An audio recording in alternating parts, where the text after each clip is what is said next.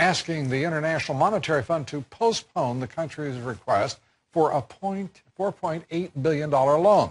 This as thousands of protesters took to the streets in Cairo again today. In Tahrir Square, security officials say masked gunmen did fire on the protesters. At least 9 people were wounded. Joining us now, President of the Foundation for the Defense of Democracies, Clifford May, Frank Gaffney, founder and President of the Center for Security Policy. Let me start, Cliff, if I may, with you. What is going on with President Morsi in Egypt? To what degree can we rely on him as a friend in the region? Your assessment. I think he's made a strategic retreat, but not enough. I think he's planning to use the draft constitution to give himself the powers, I would say dictatorial powers that he seeks. I think we have to be very careful. I don't think it's likely that a Muslim Brotherhood president of Egypt is going to participate in a pluralistic democracy. We have seen Muslim Brotherhood figures come to power through the ballot box. They're happy to do that. We have yet to see one leave power through the ballot box, and until we do, it's only a theory that it can happen. But importantly, what we have seen is President Morsi remain with, and the Muslim Brotherhood remain with, their pledge of recognition to Israel to leave it intact. What they've recognized, if I may, is only that the peace treaty, but what are really the options? If Morsi were to send the military to attack Israel, first of all, they might not go. Second, if they did, they'd probably come back defeated and humiliated. That's simply not in his interest. He was helpful in terms of the ceasefire, but again, I'm not sure he had a lot of other good options. If he told Hamas, just keep on firing missiles at Israel until all hell breaks loose, all hell would have broken loose. The Israelis would have come in on the ground. So I wouldn't give him too much credit. Yeah, I think Cliff's exactly right. What we're watching is a sophisticated political operation engaging in tactical adjustments. You know, Lenin famously I get the feeling said, you're not describing the Obama administration here. Well, there haven't been so many tactical adjustments on the part of the Obama administration. What we're seeing is at least one step backwards for every 2 steps forwards. The Obama administration seems to be mostly in full, forward mode. But here's the thing.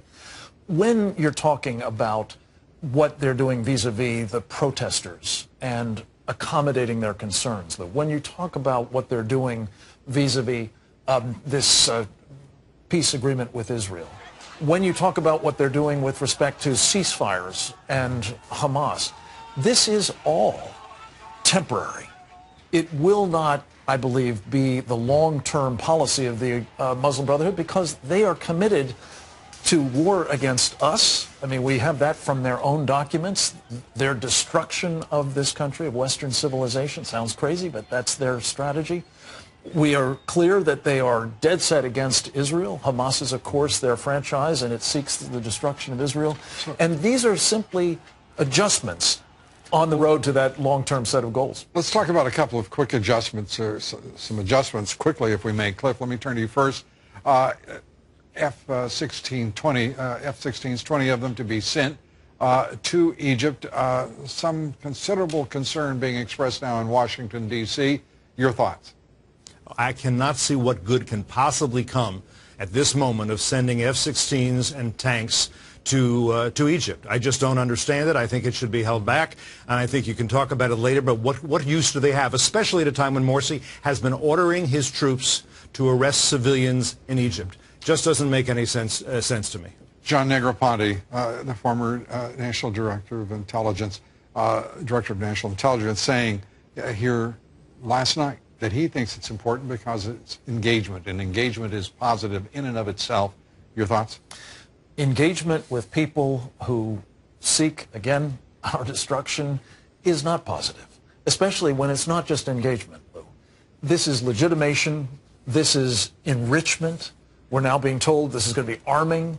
It's certainly empowering and probably emboldening these guys, and no good can come of that. It's a folly, and I think what we're seeing in Libya, in Egypt, in Tunisia, in Yemen, probably in Syria, we've got about 15 seconds, very quickly. We've just received word that the president is recognizing the Syrian opposition coalition in opposition to the Assad regime. A positive development. Again, engagement with the wrong guys, it seems to me.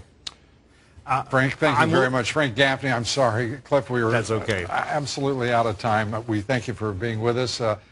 Clifford May and Frank Gaffney, thank you both. Up next.